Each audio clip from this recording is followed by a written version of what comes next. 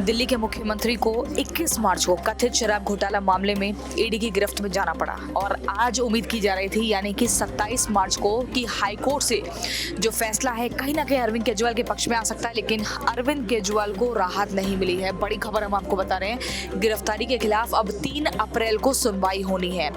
अरविंद केजरीवाल को ईडी ने लगभग 2 घंटे की पूछताछ के बाद 21 मार्च को उनके आधिकारिक आवास से किस कदर गिरफ्तार किया था, ये आपने भी देखा था।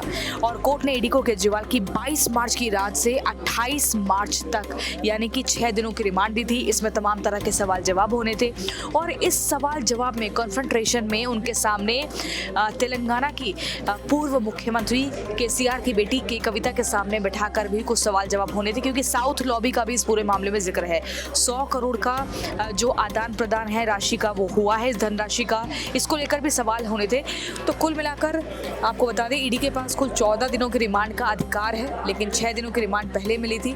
और ऐसे में अरविंद केजरीवाल बार बार कह रहे हैं कि भाई वो अपनी सरकार जेल से चलाएंगे। बीजेपी कह रही है जेल से सरकार नहीं चलती, जेल से तो गैंग चलता है। लेकिन एक बड़ी बात इसमें यह है कि भाई हमारे देश का ये आंतरिक मामला है। हमारे देश की जुडिशरी चाहे वो आम हो, खास हो, राजा हो, रंक हो, सबके लिए बराबर है। इसमें बाकी देशों को बोलने का अधिकार किसने दिया है? आप खुद सोचिए। अब इसमें अमेरिका या जर्मनी आकर बताएगा कि हमारे देश के कानून को किस तरह चलना चाहिए, हमारे देश की न्यायपालिका को क्या करना चाहिए।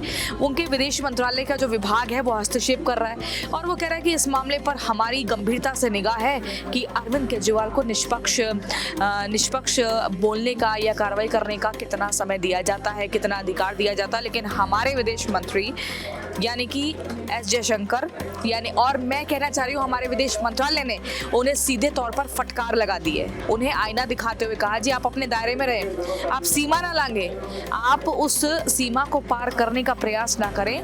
हम भी अपने दायरे में रहते हैं, हम भी आपके देश में हस्तक्षेप नहीं करते हैं। आपके देश में क्या हो रहा है इससे हमें भी कोई मतलब नहीं है। हर एक देश का अपना जुडिशरी सिस्टम होता है, लेकिन इस तरह से जर्मनी और उसके बाद अब अमेरिका, अब कोई तीसरा देश ना हो जाए, क्योंकि फिर से उन्हें भी फटकार का सामना करना पड़ेगा। तो अपने दायरे और कानून का उन्हें पालन करना चाहिए। दूसरी बात मैं आपको बता दूं, शराब घोटाला मामले में दिल्ली के जो मुख्यमंत्री हैं अरविंद केजरीवाल, उनको दिल्ली हाई कोर्ट से राहत तो मिली नहीं है। अब कोर्ट ने केजरीवाल की गिरफ्तारी के खिलाफ ईडी को जवाब दाखिल करने के लिए भी कहा है। इसमें एक और बड़ा एंगल है, 2 अप्रैल तक का समय दिया गया है जब उन्हें जवाब दाखिल करना है और मामले में जो अब अगली सुनवाई है वो 3 अप्रैल को होगी। यानी कि लंबा इंतजार अरविंद केजरीवाल को अभी और करना पड़ेगा। हालांकि बहुत जल्द उन्हें राहत मिले ऐसे आसार दूर तक नहीं दिख रहे हैं, क्योंकि ईडी के पास पुख्ता सबूत है। इस तरह की जानकारी भी लगातार हमें सूत्रों के हवाले से मिल रही है। साथ ही सुनीता केजरीवाल कह रही हैं कि 28 मार्च को यानी कि ठीक अगले दिन जो है वो उनका कहना है कि अरविंद केजरीवाल कोर्ट में कई सारे सबूत पेश करने जा रहे हैं कथित शराब घोटाला मामले में। ऐसी क्या वो बड़ी जानकारी दे देंगे या क्या तमाम ऐसे बड़े खुलासे कर देंगे कि भाई उनको सीधा उन सबूतों को देखने के बाद कोर्ट कहेगा जाइए अरविंद केजरीवाल जी आपके लिए पूरे दरवाजे हमने खोल दिए हैं और जाइए आप अपना एकदम दफ्तर, अपना जो पूरा एकदम सरकार है वो चलाइए। तो ये सिर्फ कहने की बात है, अभी देखना होगा कि क्या ऐसा पुख्ता सबूत पेश किया जाएगा। लेकिन ईडी की ओर से गिरफ्तारी और कस्टडी को चुनौती देने वाली केजरीवाल की याचिका पर जस्टिस स्वर्णकांता शर्मा की अदालत ने नोटिस जारी करके ईडी से जवाब भी मांगा है। तो दोनों ही तरफ से देखिए निष्पक्ष यहाँ पर जांच हो रही है। ईडी को भी जवाब देना है, वहीं केजरीवाल को अभी राहत भी नहीं है। ऐसे में बाकी देशों को बोलना नहीं चाहिए, उन्हें जुडिशरी पर भरोसा करना चाहिए। और जाइए हमारे हाईकोर्ट, जो हमारे देश का हाईकोर्ट है, उसकी ऑफिशियल वेबसाइट में आप एक एक पहलू को पढ़िए ना, आप उन तर्कों के साथ आइए। आप यहाँ पर इमोशनल होकर, इमोशंस में आकर किसी तरह की कोई प्रतिक्रिया मत दीजिए, क्योंकि ऐसे दोनों देशों के ना संबंधों पर असर पड़ता है। जो मुझे लगता है कि किसी भी देश के विदेश मंत्रालय को ये ध्यान में रखना चाहिए।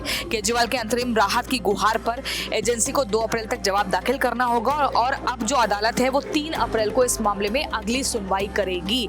ऐसे में आंदोलन आपको लगातार दिख रहे हैं, जो कि हम जिसे विरोध प्रदर्शन भी कह सकते हैं। बीजेपी वर्सेस आप सड़क पर लगातार पहुंचे हुए हैं। आम आदमी पार्टी कह रही है कि भाई केजरीवाल जेल से सरकार चलाएंगे। उन्होंने पहले जल को लेकर, जल मंत्रालय को उन्होंने निर्देश दिया, फिर उन्होंने स्वास्थ्य को लेकर निर्देश दिया। दिल्ली की जनता की उन्हें परवाह है, वो कह रहे हैं किसी की भी दवाइयां नहीं रुकनी चाहिए, सभी को समय पर मुफ्त में दवाइयां दी जाए। वहीं सुनीता केजरीवाल भी लगातार प्रेस कॉन्फ्रेंस कर रही हैं, कह रही हैं कि भाई भाई दिल्ली का जो बेटा है वो संकट में है, ऐसे में आप लोगों का साथ चाहिए। लेकिन संकट तो उन्होंने खुद ही बुलाया ना, अब संकट मोचन का काम कौन करेगा, ये भी एक बड़ा सवाल है। कथित शराब घोटाला मामला है, कोई छोटा मोटा मामला नहीं है, करोड़ों का ये घोटाला इसमें हुआ है। सबूत है ईडी के पास। अरविंद केजरीवाल के घर पर ही बातचीत हुई थी जिसमें कई सारे नाम है। अब तक तो इस पूरे मामले में 16 लोगों की गिरफ्तारी हो चुकी है।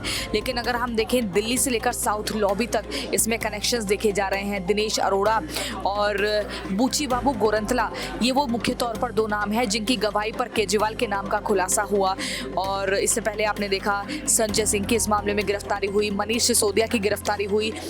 2021 में ये जो पूरी है शराब ईडी का जो पॉलिसी है, एक्साइज पॉलिसी, इसको लाया जाता है, तैयार किया जाता है, 2022 में इसको वापस ले लिया जाता है। तो कुल मिलाकर बहुत ही पेचीदा ये मामला होता जा रहा है। लेकिन ईडी अभी भी बहुत श्योर है, बहुत ज़्यादा कंफर्म है। उसका मानना है कि हमारे पास सबूत बहुत ज़्यादा हैं, कई सारे डॉक्यूमेंट्स और दस्तावेज लेकर वो कोर्ट पहुंचती है। और अरविंद केजरीवाल को अभी लंबे वक्त तक राहत तो मिलती हुई नहीं दिख रही है। और इसमें आप पार्टी का ये भी कहना है कि आम आदमी पार्टी को, यानी कि केजरीवाल को लोकसभा के चुनावी प्रचार से रोका जाए, उनको चुनावी प्रचार में उनके अड़ंगे डाले जाए। इसलिए ये जो घटिया टैक्टिक है बीजेपी ने अख्तियार की है, केजरीवाल को सलाखों के पीछे पहुंचा दिया। लेकिन इससे आम आदमी पार्टी की लोकप्रियता पर कोई असर नहीं पड़ेगा, ये आम आदमी पार्टी का मानना है। लेकिन बीजेपी कह रही है भाई आप गैंग थोड़ी चला रहे हो, सरकार जेल से कब चलती है। वो लालू प्रसाद यादव का राबड़ी मॉडल याद दिला रहे हैं, वो मांझी मॉडल याद दिला रहे हैं। वो कह रहे हैं कि अभी हेमंत सोरेन ने भी अपने पद से इस्तीफा दे दिया था, जयललिता ने भी अपने पद से इस्तीफा दे दिया। तो अरविंद केजरीवाल को आखिर इतना अपने पद को लेकर इतना लोभ क्यों है। वो अपने पद से इस्तीफा देकर या तो किसी और को मुख्यमंत्री बना दे, या फिर जिसमें देखिए सुनीता केजरीवाल को लेकर ये कहा जा रहा है कि वो उन्हें मुख्यमंत्री क्यों नहीं बना रहे हैं। क्या उन्हें OTT प्लेटफॉर्म की वो एक सीरीज याद आ रही है, हुमा कुरैशी वाला किरदार, जिसमें बीवी जब मुख्यमंत्री बन जाती है तो पति की सुनती नहीं है और पति के सामने बड़ा संकट आ जाता है कि भैया हम अपनी पत्नी को मुख्यमंत्री पद से कैसे हटाएं। क्या उन्हें अपनी पार्टी की आतिशी, सौरभ भारद्वाज या गोपाल राय पर, इन पर भरोसा नहीं है। क्या इन्हें लग रहा है कि इनको अगर मुख्यमंत्री बना दिया तो वो बिहार वाला हाल ना हो जाए, जैसे नीतीश कुमार ने मांझी को मुख्यमंत्री बनाया था और फिर मांझी नीतीश कुमार को साइड दरकिनार कर रहे थे। तो अरविंद केजरीवाल लगातार मंथन तो कर रहे हैं, मंथन भी कर रहे हैं, चिंतन भी कर रहे हैं, और न जाने कौन से वो सबूत ऐसे इकट्ठा कर रहे हैं जो कोर्ट के सामने पेश करेंगे, जिसका सुनीता केजरीवाल भी जिक्र कर रही है। तो तमाम तरह की अभी चुनौतियां हैं। लेकिन आपको एक बार फिर से मैं बता दूं, इतिहास में पहली बार हुआ है जिसको हमेशा याद रखा जाएगा। अरविंद केजरीवाल पहले ऐसे सिटिंग मिनिस्टर, चीफ मिनिस्टर हैं जिनको उनके पद पर रहते हुए गिरफ्तार किया गया है कथित शराब घोटाला मामले में। और अरविंद केजरीवाल क्या जुडिशियल कस्टडी में जाकर अपने पद से इस्तीफा देंगे, ये देखना होगा। हालांकि ईडी कह रही है कि भाई ना जो अरविंद केजरीवाल जहां ईडी की गिरफ्त में, उनके पास ना कंप्यूटर है, ना लैपटॉप है, ना पेन है, ना कागज है, ना कुर्सी है, तो फिर वो कहां से आदेश जारी कर रहे हैं। या क्या एक बस माहौल बनाने का प्रयास हो रहा है, लोगों को भटकाने का प्रयास हो रहा है। तो तमाम तरह के दावे और वादे किए जा रहे हैं। लेकिन कुल मिलाकर अरविंद केजरीवाल को अभी मौजूदा वक्त में राहत मिलती हुई नहीं दिख रही है। हाईकोर्ट से भी कहीं ना कहीं फटकार लग गई है।